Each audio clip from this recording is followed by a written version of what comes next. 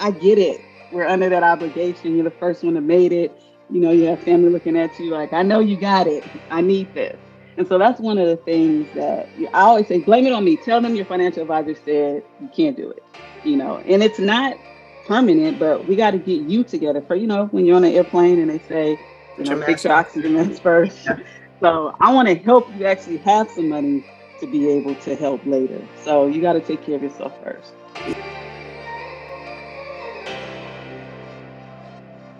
Welcome to the Share the Wealth Show, where minority professionals can learn to escape the racial wealth gap and catapult themselves into abundance. Your host, Nicole Pendergrass, grew her net worth from being negative to multiple six figures. Join her on her investigative mission to expose secret strategies of the wealthy so we can all have the tools needed to build the life and legacy we were created to possess. Now it's time for the show.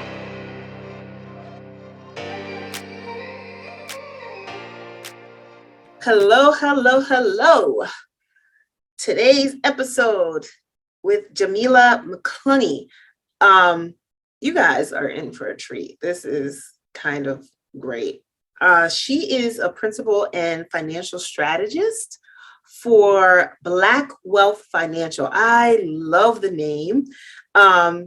She started that company after learning some very important money lessons the hard way.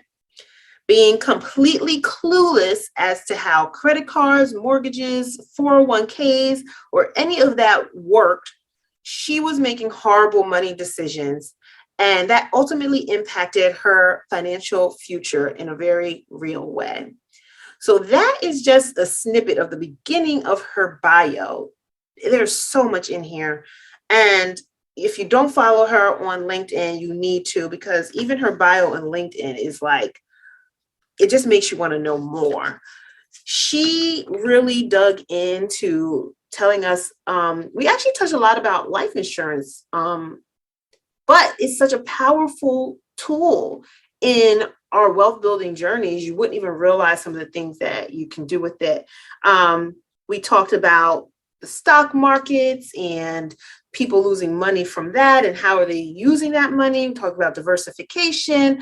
We talked about how your portfolio should be split up between different asset types and just everything that you really need to know. And I know we actually just finished chatting for like another 45 minutes after I stopped recording.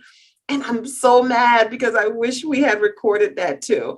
I may have to have her back on so that we can pick up and, talk about some of those things, because she actually takes her clients through financial modeling to really figure out like just all the nuts and bolts and what that plan should look like and where you should be allocating your money and just all the things that you really need to do to create the plan, right? So if you're interested at all, contact her just to even have the conversation. She gives at the end of the show the information how to get a free 30-minute call with her, and just start being interested in your financial future and willing to step out of your comfort zone to reach out to people who you don't know. And it might be uncomfortable talking about your finances, but you need to just get it done and be uncomfortable now so that you can be extra comfortable later. But in any case, let's get into the show. Listen, I know you've been digging in, studying everything you can, listening to all the podcasts, reading all the books, even going to meetups. You basically have a degree from YouTube University, right? But you still feel stuck. You don't know how to actually implement what you've learned. You're nervous about taking the next step. And with the economy like it is, especially with a downturn looming, you're even thinking maybe you should just wait it out. I know you've heard that real estate makes more millionaires than any other asset class, but you know what else? More millionaires are made in a downturn than any other market cycle. So now is the perfect time to jump in and really get started. I'm super bullish on growing my portfolio this year, and I don't want you to miss out. So I've decided to start the Microfamily Investing Accelerator. This is a mentorship program where I personally guide you through my 5 proprietary pillars so you can learn how to buy your first commercial multifamily property and scale while not biting off more than you can chew by focusing on 5 to 20 units. That's what I call microfamily. And so you can also get hands-on guidance from an experienced microfamily investor, me, who's been right where you are, nervous about how to start. And so you can also create the cash flow needed to give you freedom and options to build the abundant life that you were destined to live. So I'll be limiting the first cohort to 5 students because they'll have direct access to me and I will be heavily invested in their success. The first group is going to start in January. So if you're ready to grab 2023 by the horns, schedule a free discovery call with me today. The link is in the show notes. Let's hit the ground running in 2023. I look forward to seeing you on the inside. And now let's get back to the show. Hey everyone, thank you for joining us again on another episode today of the Share the Wealth Show. This is the show where we discuss strategies to build, grow, and protect minority wealth. And today I have the pleasure of speaking with Ms. Jamilah McCluney. That's how you say your last name, right? It's Jamilah McCluney. Jamilah McCluney. Okay, sorry about that. Well, I found you on LinkedIn. And was very impressed with your bio. I actually even printed it out and I have it here with me because I was like, I just need to study this. This is like a whole, like there's so much information just in your bio. They're like, it's very well written. It makes me automatically just want to know more about you and what you do. And just asking questions just from that could take us like 2 or 3 hours. So in any case, I gave everyone a kind of high level overview of, the bio that you sent me, but tell us a little bit about your journey and how you got to what you're doing today. Oh, thank you for having me. Happy to be here. I actually got into the financial services industry about 12 years ago. I wanted to be a doctor. That's what I thought I wanted to do my whole life. And I wanted to do that because I wanted to help people. And so transitioning into the wealth management and money management space allows me to do that. I made horrible financial moves and just crazy in college and after college. Nobody taught me, I didn't know. And so that's really what started me. I was like, I can't be the only one, So that's what really started my deep dive and getting in and learning everything I could so that I could help other people. Okay. Yes. So many already similarities. I went to med school. I was pre-med the entire time. Even when other people were dropping out of pre-med, I think they were the smart ones because they realized this is not what I want to do. Let me not waste my whole college undergrad career doing something I'm not going to ultimately end up doing. But I stick with it. I'm not a quitter. And so I started working in the hospital because I was going to have to do post-bac in order to go to medical school. And then I was like, I don't actually think this is what I want to do. But it's like, now I have this science pre-med degree and what I'm going to do. So this journey has been me figuring that out and stumbling into real estate and starting that way. And so I also made terrible financial decisions in college that ruined everything. We weren't really taught, like you said, but so this is neither here or there, but any case, now you are in the financial services industry. And tell us about Black Wealth Financial. Okay, Black Wealth Financial, we help professionals, entrepreneurs, business people. We help them protect and grow their wealth and ultimately to increase their cash flow by protecting their money from the 3 biggest triple threat to wealth building. And those are taxes, everybody knows that, Wall Street, and debt. So those are the areas that I focus on improving and increasing and using some advanced financial strategies to tackle so that we can increase the cash flow and build up the wealth. Okay. So automatically my ears peaked when you said advanced financial strategies, because I have no clue what that means. Well, everybody's different, right? So I kind of take a holistic approach to what you have going on. Everybody's not the same. Everybody's financial or money journey is not the same. But I almost like a financial, like a personal trainer is how I explain it. I'm really getting in. And it's like, okay, Nicole, this is the body that you want to have. This is how you want to look. And I'm weighing you. I'm looking at you now. And I'm saying, these are steps that we have to take to get you there. But, a lot of advisors aren't starting there. There are things that are preventing you from getting to where you want to be. And if we tackle those, we can get you there much quickly. So that's my focus. And that's really what sets me apart and makes me different from most advisors out there. Okay. So what exactly is holding up the other advisors from being able to help their clients as fully as you probably could help them?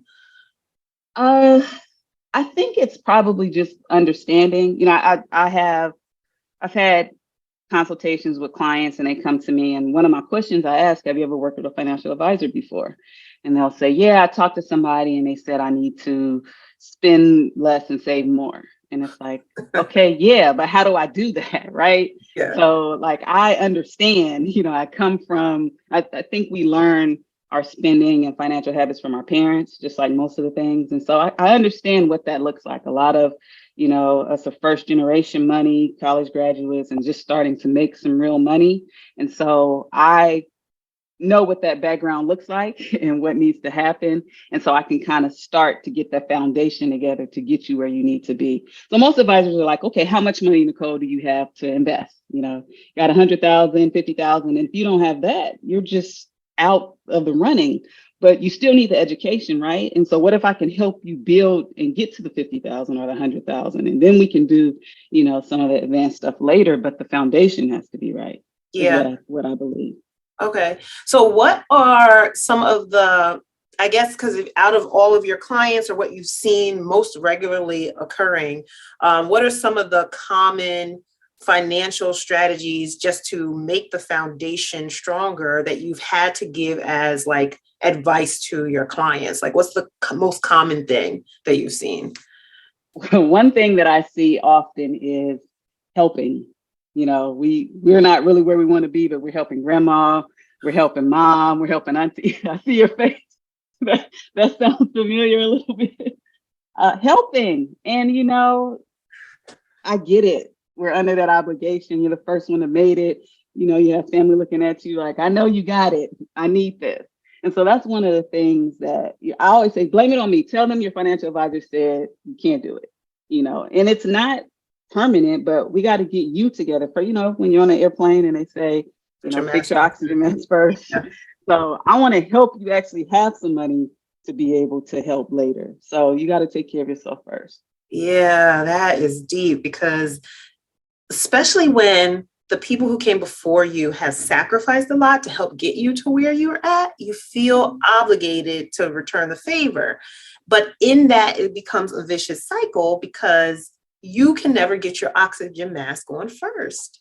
Yeah. And you might have to do a short-term sacrifice and decide like, I can't help, or I can't help as much as I want, or maybe like siphon off a certain percentage or amount of money monthly or annually or something that you can actually donate or give for certain causes, or if it's something like that's an emergency. I think that's what I heard. One of my other hosts or guests before said that's what he had to do, was basically put limits and like put requirements on, like, if you need help, it has to be for one of these reasons, like that things that he thought were serious enough that like you actually need the money, not because you overspent on your grocery bill and I don't know, something else like, oh yeah, you're not gonna starve to death. But anyway, but that's what basically, and then if once he gave that, or, to whoever was asking, anybody else who came after that was just too late for them. Like he didn't have any more, like he had certain dollars delegated to helping family and the rest was for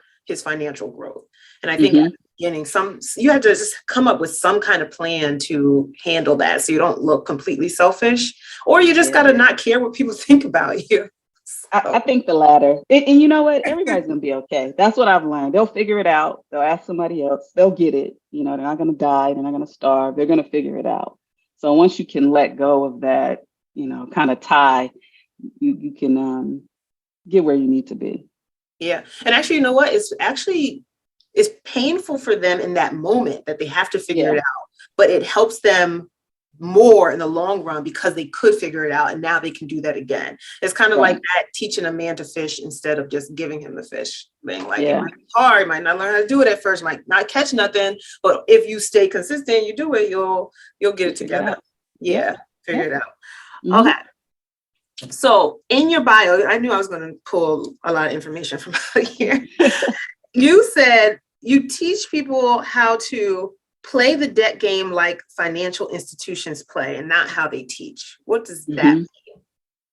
Well, financial institutions, the way they make money is off interest, right? Like they lend it to you, you borrow from them. They hope you pay it back as long as it takes. So that's why they keep increasing your limits. But they want to keep you in debt. The more they keep you in debt, the more you make money. But that's not how they make money. They make their money by using leverage. And so they loan it out, you pay them. So there's a way, they hope you never learn how to do it because then you won't need them.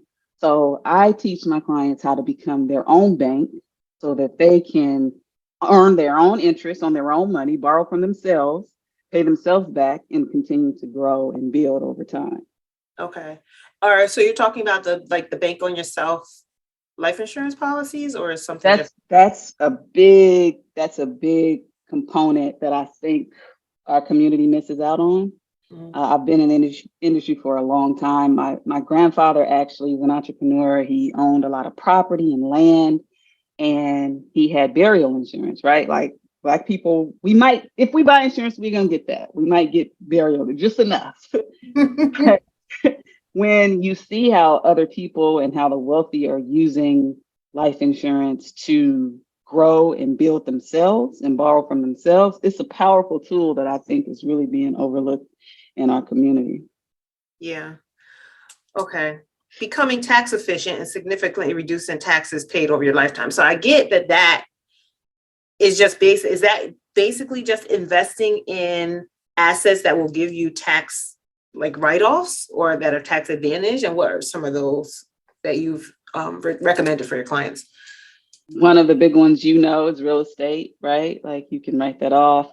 Any of those types of assets, most of the things that we're taught is to put it into tax deferred things where, you put in your 401k, your IRA, you're penalized if you touch it before a certain age, you got to pay taxes on it. A lot of people don't know that account grows and it falls, it goes up and down. And so you're kind of looking at that end number, thinking that's your number. Say you have $1 million in it, but at retirement, you still got a partner, taxes, you got to pay that. And so it's just being more efficient and knowing, I just want everybody to really see the power of how life insurance can work, because there's a lot of tax efficient strategies in that. There's a lot of compounding growth that you can have in it over time. And then there's the opportunity to use it perfect for real estate, borrow it from yourself instead of the bank. And one of the things that's really powerful about it is when you borrow from it, you don't lose. It's not like you actually took that money out. So that money's still there growing as if you never touched it. And that's what really makes it powerful too. So imagine you have a property and let's say it's $20,000 that you need to put down.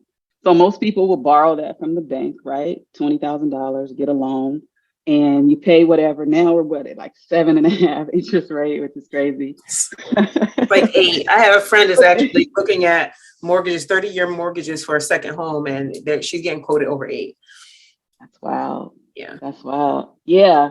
And, so if you can borrow against yourself, from yourself, and put that $20,000 down. And so let's say it's an investment property. As your tenants make that payment, you make the payment back to your life insurance policy, but it's still growing as if you never took the $20,000 out, on top of the interest that you're gaining from making the money from the tenants. So it's like getting your dollar to do the job of two things. And that's what most people's dollar do one thing, right? But if you can get it to do 1, 2, 3, 5 things, then you're just growing and building all over the place and not really depending on one source. Yeah, I definitely try to stretch my dollars as much as possible all over the place. So I have used a bank on yourself policy. I have one now. Nice. Like as soon as I funded it, I pulled out and I actually bought my first commercial property with that, like as a joint venture. So the main reason, because I know, like I've heard there's so much flexibility with it. I've heard that you can actually borrow from an outside institution against your cash value in the life insurance policy. And some places at the time were giving, I don't know if it's still lower, but lower interest rates than even the life insurance was giving you. Mm-hmm. But then the main draw for me was that I was going to be repositioning these properties and I didn't want to have like a dedicated payment. So with the life insurance, with mine, I don't have to pay the principal ever. I can just pay the interest. And then that way I can pay the principal back after, like, I do whatever I need to do with the property, refinance, blah, blah, blah, take a chunk, pay back. So that was why that had more of a draw for me. The other thing about it that I'm probably, like, I studied this a lot at first when I first opened it, but I am getting foggy on the details. Okay. So I'm going to ask you, the money when you take out from your take a loan or whatever from your cash value, right? Because that's basically what it is, because your cash value is still there because you're actually borrowing from the life insurance company's pool of money, not from your own pool of money, right? Mm-hmm. So that's why your balance stays the same. And I know you get dividends on your balance that's still in there, but then you're also paying interest on the loan that you took out. So is that like a wash while you have the loan withdraw, or so is it still growing on this side if you're paying interest? You know what I'm saying? Like, how does that really work? Yeah, it depends on what you're doing, right? So if you're pulling it out, you want to make a higher percent than what the loan is, right? Yeah. And there's tons of different permanent life insurance policies. The ones that pay dividends are called whole life. There's a lot of people running around selling them, but they have to be properly structured in order to really get the maximum ability that they can have. So if you're paying interest, or if you're taking a loan against your policy for 4%, then you need to make more than 4 when you're taking it out. But the great thing about it is, if you're purchasing real estate or another cash producing asset over time, I did the math on, I don't remember the numbers right now, but it was almost like a 400% increase on what it was over time, because you're paying the loan back and it's paid, it's a decreasing loan. So it's not your original balance. So every time you make a payment, your balance is getting lower and lower and lower. And you don't have to pay it back. You don't pay it back. They deduct it from the death benefit. So it's not really like, if you can really use it to do like what you did, that was a powerful move. I haven't really I've been doing this for 12 years. I met one client who already had this type of policy working for her. And I was shocked, because it's something that once I learned, I was like, oh my goodness, I have to tell everybody, like, nobody knows about this. Like, and it's not a secret, but it is a real powerful move to just really strategically move money and grow money. This is how the wealthy's been doing it for forever. Yeah. And I've heard about that, like what Walt Disney and some other big names took from their whole life retirement accounts. Mm-hmm. Okay. And so what do you think about, I've been hearing a lot about like IUL. Mm-hmm. And the only thing that I had studied and heard about was whole life, because I guess that's like the stable, more reliable version of the whole life policy. But then if you have IUL, which is like your losses are capped, right? And certain things like, which do you prefer? Like, go into detail, like why would you do it or not do it? What do you like better, IUL versus whole? Like, your whole life is going to be, that's a good question. Your whole life is your guarantee, right? You're going to average about 5% with the dividends. Like, guarantee it's coming regardless. Okay. The IUL stands for Index Universal Life. So it's tied to an index. So like the S&P 500. So let's say, and they're capped. They have a floor of 0. So you can never lose more than 0%. You just won't lose anything. But let's say the market is up 30% and your IUL is capped at 10. So you give up some of the upside to not have any of the downside, which is great, right? But there's going to be some years when you get 0.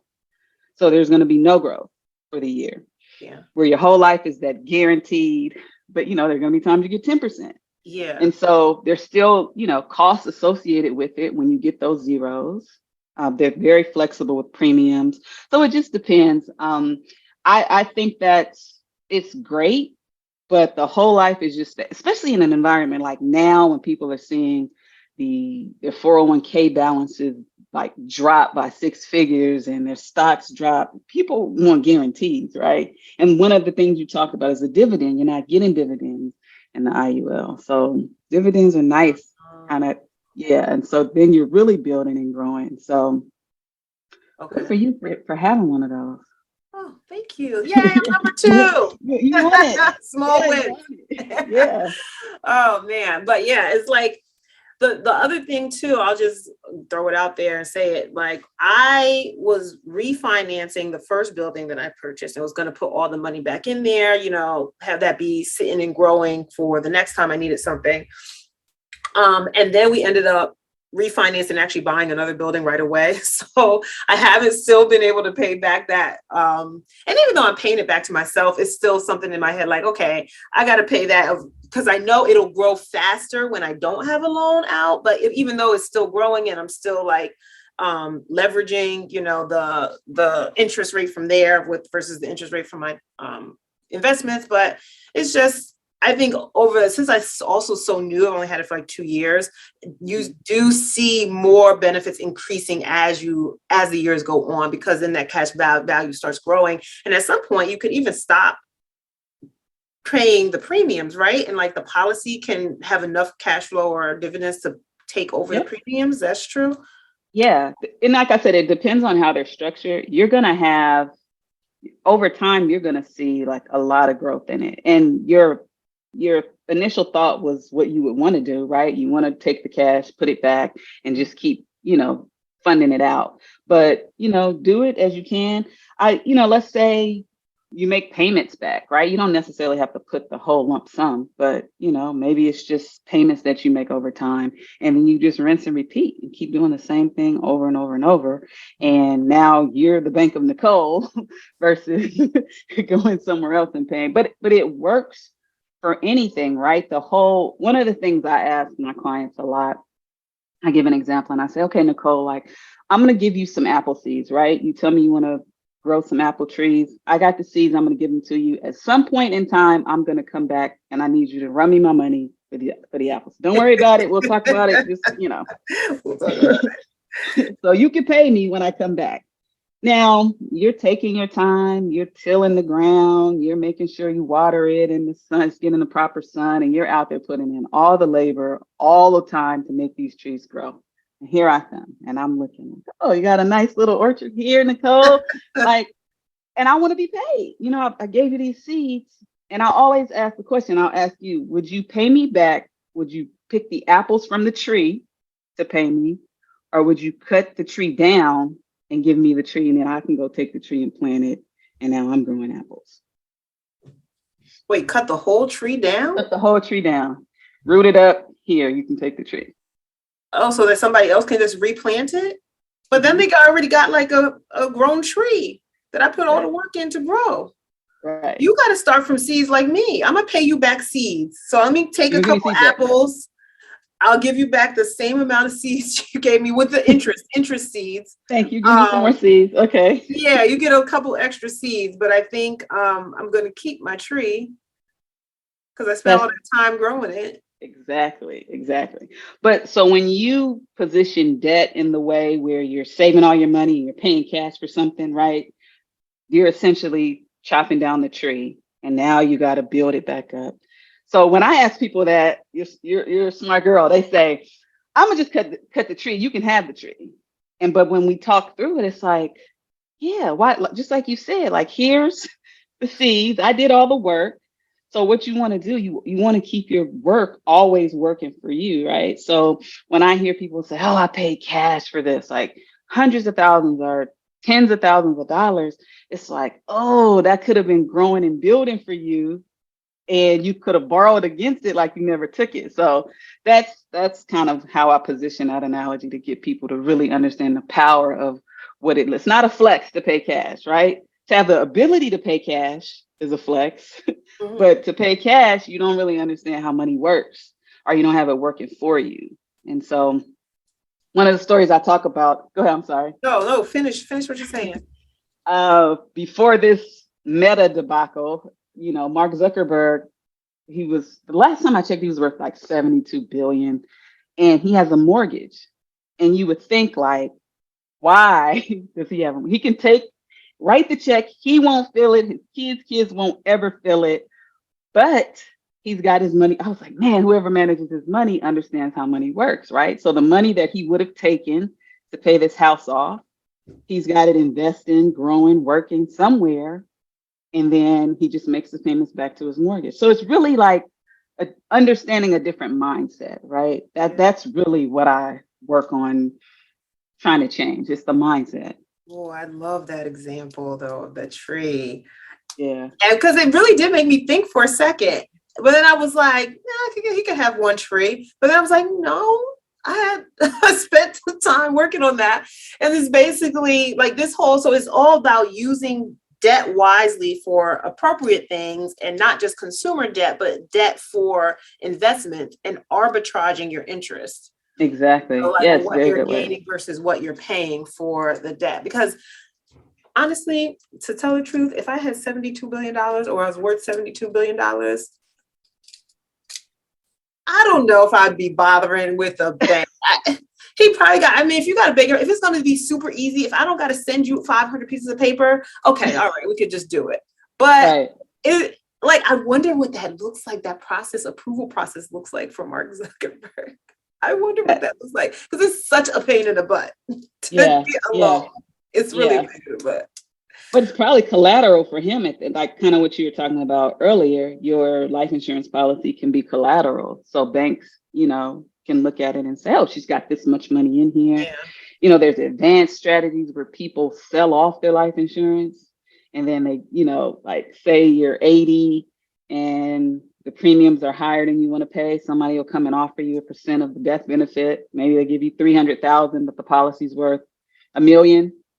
You're 80, you don't care. So you take the 300. Now you're going to die at some point, and the investor will keep it. It's so many ways. Okay. So I have heard about that. Now I got to go back to that. Okay. So you're 80, you're about to die. So you can sell off your life insurance if you need capital right now, because whatever is happening. So you want that 300,000. But that person knows that once you pass, they'll be the beneficiary of that policy now. So they'll get the full $1 million. Like, what about, I guess if you don't have heirs, you don't care? Because then otherwise, are they buying the full amount of your death benefit, or just partial amounts, or like they're now the owner, just the beneficiary? They're now the owner. They're now the owner and the beneficiary. Okay. Yeah. And so it just depends. That's like, if you just really need capital, or you don't even have to be 80. I just use that as an example, but it's a way. Yeah. But what you're saying, I ask people that too, like with the lottery, if you won the lottery, like, what would you do? And the first thing because the fact of the matter is all debt's not the same, right? Like I talk and preach, there's good debt, there's bad debt. It might all feel the same to you when you're paying it and you're looking at the balances. It's not all the same. And so, if you can determine, your mortgage is good debt. I think student loans are good debt. Without those, you may not be in the position to have the career that you have. You can write off the interest with that sometimes. So the bad debt is that cancerous debt is what I call it, the credit card debts and the personal loans, and depending on the type of car loan you have, that's eating away at your ability to earn money. So get rid of that, and then really start running up the good debt as leverage, like what you did with your policy, or refining. That's a great way to do it. Home equity lines of credit are also really great tools to use. I get really excited. Oh, keep going, because I want all the excitement. I want like all the tea to just be spilling out. Right? This needs to be a masterclass. Okay, now it's almost time, but I want to ask about like the rates and everything, the craziness that's going on in the market right now. Okay. What I guess is an example of like, I don't know, clients who have lost a lot, are they deciding to withdraw and invest in something else? Like, what's the general sentiment? Are they just holding off? Because until you withdraw, you don't actually realize the losses. But what I have seen, and I can't find the chart anywhere, but I've seen an example charted out where your money can go down so quickly.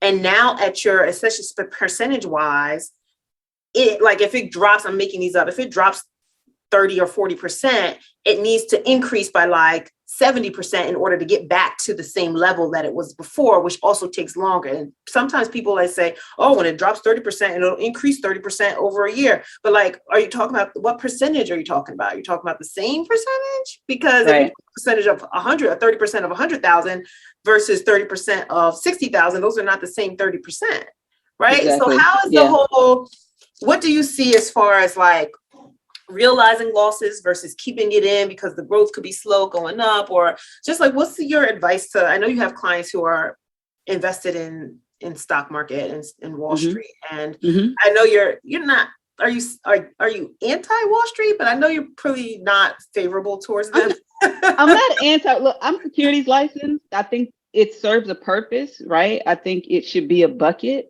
I don't think it should be the complete bucket or the entire bucket. I think where you put your money, look, you want to have liquidity, right? Meaning you want to access it when you want to access it, when you need to access it. You want to use it and you want control.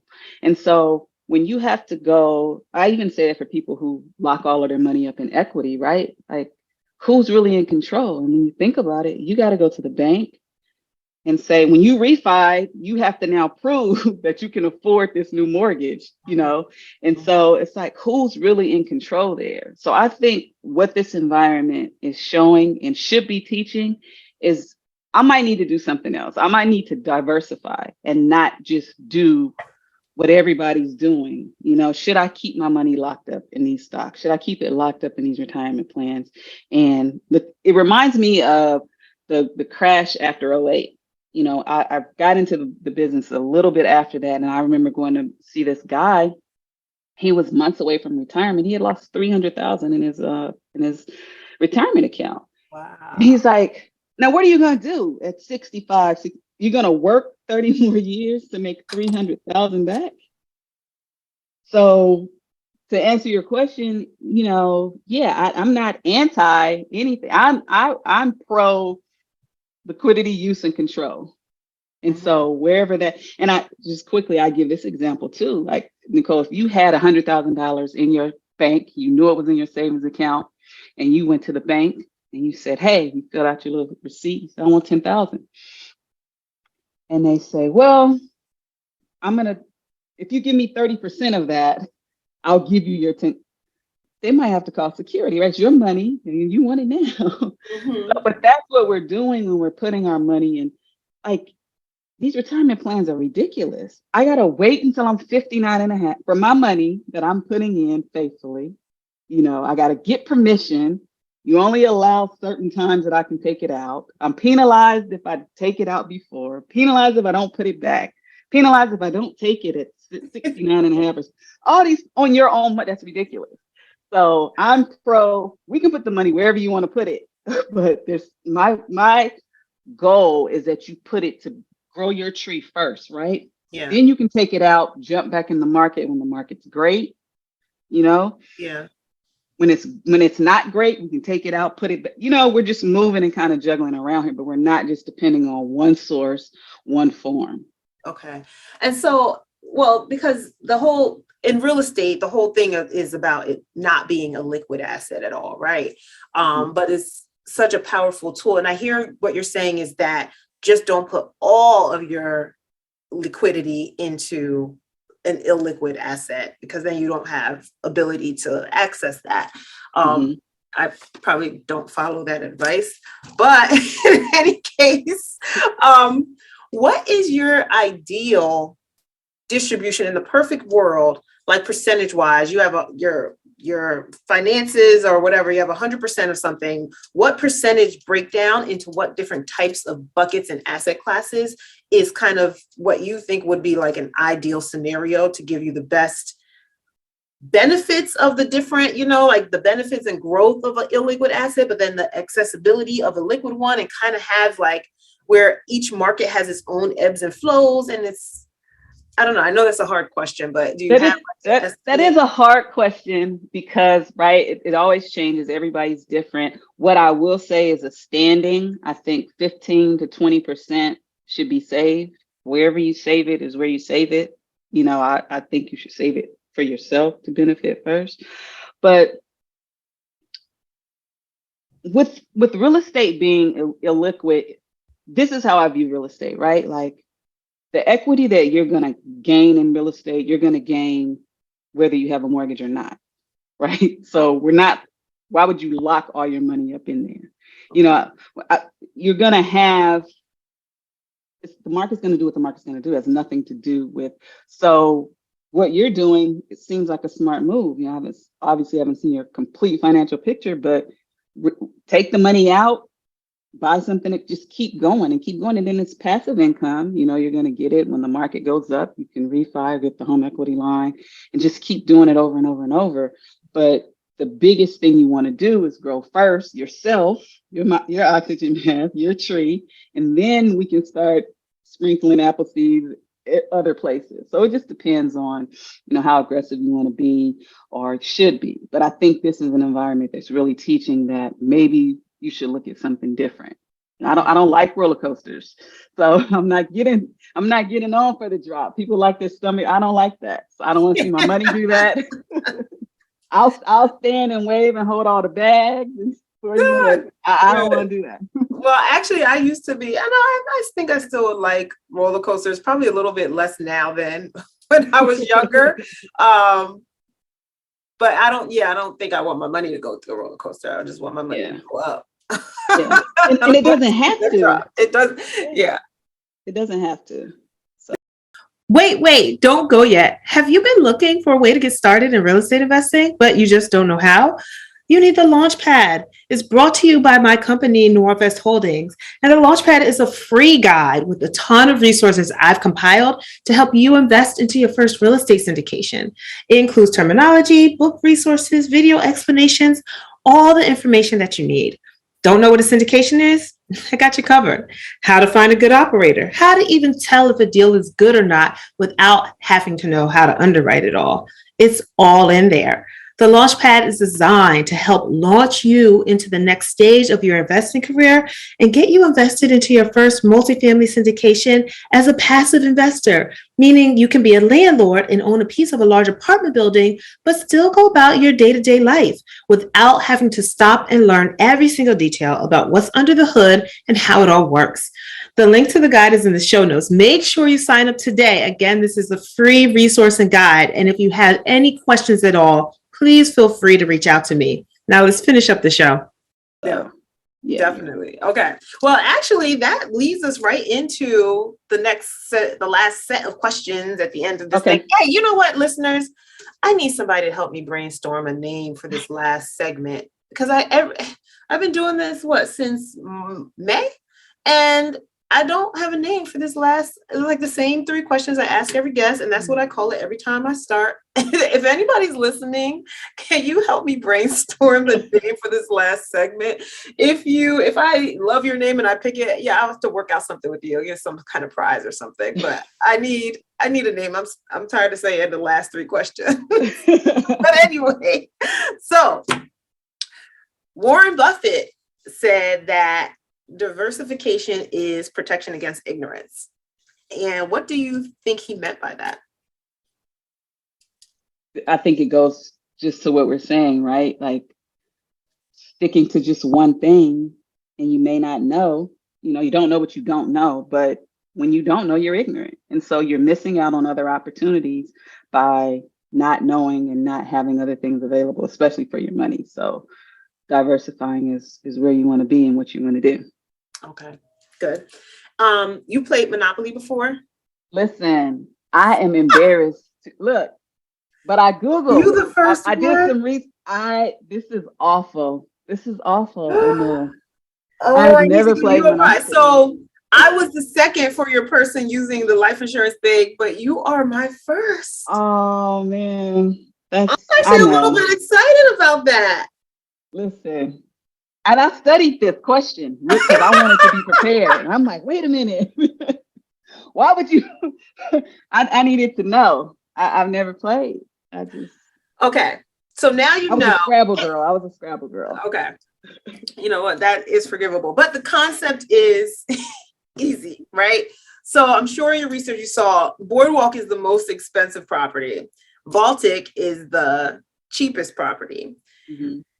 If you were to play Monopoly, where you have to go around the board, collect $200, use your money to either buy the least expensive property, but it's getting least rent, but you could build up your hotels and buy houses for it faster because it costs less, versus holding out to buy the expensive one where it's going to cost you more money up front, but your cash flow is going to be crazy. I haven't done ROI analysis on Monopoly. So, but in any case, if you were playing the real estate game, which I don't even know if is actually anything that you do, but what would you think that you would pick first to buy? Would you go ahead and get started with the smaller, cheaper property, or would you hold out until you could get the more expensive property with all the extra cash flow?